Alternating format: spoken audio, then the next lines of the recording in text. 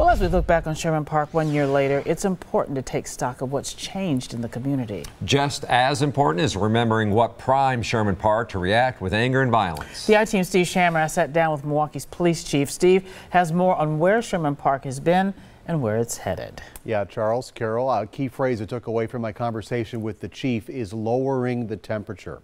Last summer, Sherman Park spent weeks at an angry boil before it exploded.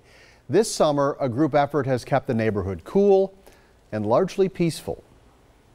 By the time Seville Smith was shot and killed, the Sherman Park neighborhood had been tense for weeks. If you do not disperse immediately, you will be arrested. Night after night, violent mobs clashed with police. Chief Ed Flynn looks back on the shooting of Seville Smith not as an explosion, but as the spark. When you put all of these ingredients into the same stew pot on a hot weekend, precipitated by a police shooting, the raw materials were there. Among the ingredients, crowds of angry youths.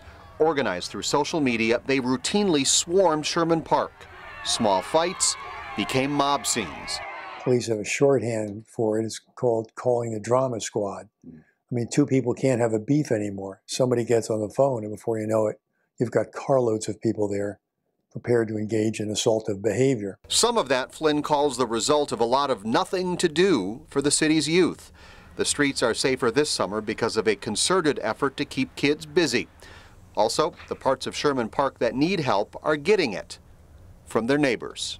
I think the Sherman Park people from the Stable neighborhood have really reached out to those neighborhoods that are more stressed in a positive way. Flynn believes that is getting everyone in Sherman Park invested in their own well-being, keeping one eye on each other and the other on the potential for trouble, because neither the neighborhood or Chief Flynn wants the police to do everything. That kind of safety doesn't just mean a porch light and a deadbolt lock. It also means community engagement, being active, knowing your neighbors, working together for a shared purpose. We're going to explore all of this more tonight at 10. We'll introduce you to some of the people who live in Sherman Park. You'll hear the reasons they say this summer has been different. We'll also look at some hard data that shows the neighborhood has changed 1 year later. Guys.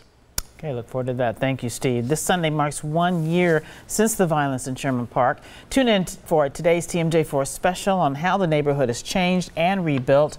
It's Sherman Park 1 year later, Sunday after Live at 10.